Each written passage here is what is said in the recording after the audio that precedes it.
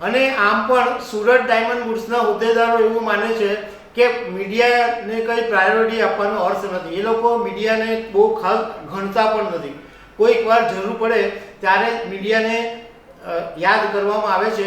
બાકી સુરત ડાયમંડ બુટ્સના કેટલાક હોદ્દેદારો તો એમ જ સમજે છે કે મીડિયા એ લોકોના માટે કોઈ વિશ્વાસ નથી. નમસ્કાર દર્શક મિત્રો, સુરત ડાયમંડ બુટ્સ બન્યું ત્યારથી ચર્ચામાં છે.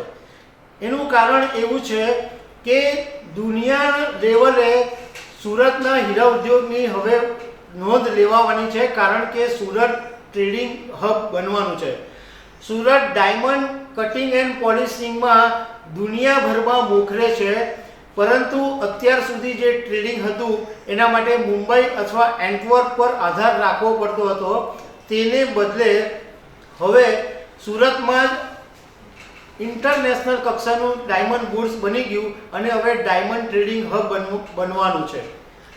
17 ડિસેમ્બરે 2023ના દિવસે પ્રધાનમંત્રી નરેન્દ્ર મોદી આવ્યા ત્યારે સામાન્ય લોકોને એવી ધારણા હતી કે મીડિયાની અંદર પ્રધાનમંત્રી નરેન્દ્ર મોદીનું મોટું કવરેજ આવશે, ઘણી બધી વાતો આવશે, સુરત ડાયમંડ બુટ્સ વિશે બી ઘણી બધી વાતો આવશે. પરંતુ સામાન્ય લોકોએ અમને એવું કીધું કે જે ધારણા હતી એ પ્રમાણે સ્થાનિક મીડિયાની અંદર કંઈ ખાસું કવરેજ જોવા મળ્યું નહીં. ઘણા બધા પ્રિન્ટ મીડિયાની અંદર જે 3 કોલમ કે 4 કોલમ કે એવી 2-3 મેટરોમાં પતાવી દેવું. સામાન્ય રીતે પ્રધાનમંત્રી નરેન્દ્ર મોદી આવતા હોય તો મીડિયા ખાસું ધ્યાન રાખે. બીજું કે જે નેશનલ મીડિયા હતા એમાંથી એ લોકો આવ્યા હતા, પરંતુ નેશનલ મીડિયાની અંદર પણ જે પ્રમાણે પ્રધાનમંત્રી નરેન્દ્ર મોદીનું કદ છે, જે પ્રમાણે નરેન્દ્ર મોદીની દરેક ઇવેન્ટોને હાઇલાઇટ કરવામાં આવે છે, એવું આ વખતે કંઈ થયું નહીં. બીજું કે અમે સુરત ડાયમંડ બુટ્સના એક ઉચ્ચ અધિકારી અને જે સુરત ડાયમંડ બુટ્સના કારભારમાં સામેલ છે એવા એક ઉદ્યોગકાર સાથે વાત કરી હતી. એમણે પોતે એમ કીધું કે ખબર નહીં શું થયું, પરંતુ સુરતના મીડિયાની અંદર અમારા ડાયમંડ બુટ્સનું જેટલું કવરેજ જોઈતું હતું એટલું આવ્યું નહીં. અમને એના કારણોની ખબર નથી. અમે તપાસ કરી રહ્યા છે કે શું કામ સુરતનું મીડિયા આટલું બધું નીરસ રહ્યું કે ડાયમંડ બુટ્સ આટલું વૈશ્વિક લેવલનું છે, આ સુરત માટે એક મોરપીંછ સમાન છે, પરંતુ તેમ છતાં પણ મીડિયાએ કવરેજ નહીં આપ્યું. હવે કેટલાક જાણકારોનું કહેવું એમ છે કે કદાચ સુરત ડાયમંડ બુટ્સના સંચાલકોએ એવું માની લીધું હશે કે ભાઈ પ્રધાનમંત્રી નરેન્દ્ર મોદી આવવાના છે તો મીડિયા પોતે જાતે જ કવરેજ કરશે, એટલે અમારે કોઈ વધારે મહેનત કરવાની જરૂર નથી.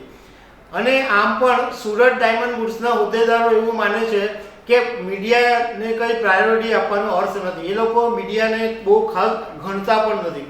કોઈક વાર જરૂર પડે ત્યારે મીડિયાને યાદ કરવામાં આવે છે.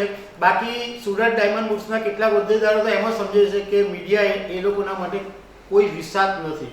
બીજું એક કારણ એવું પણ હોઈ શકે કે જે મીડિયાના તંત્રીઓ છે એમને કદાચ પ્રાયોરિટી આપવામાં નહીં આવી હોય કે ભાઈ આટલું મોટું, જ્યારે તમારું ઐતિહાસિક સુરતના ઇતિહાસની અંદર પહેલીવાર એવી કોઈ ઇવેન્ટ થઈ હશે આટલી મોટી, અને જે તંત્રીઓ છે એમને કદાચ પ્રાયોરિટી નહીં આપવામાં આવ્યું, એવું એક કારણ પણ જાણકારોનું કહેવું છે.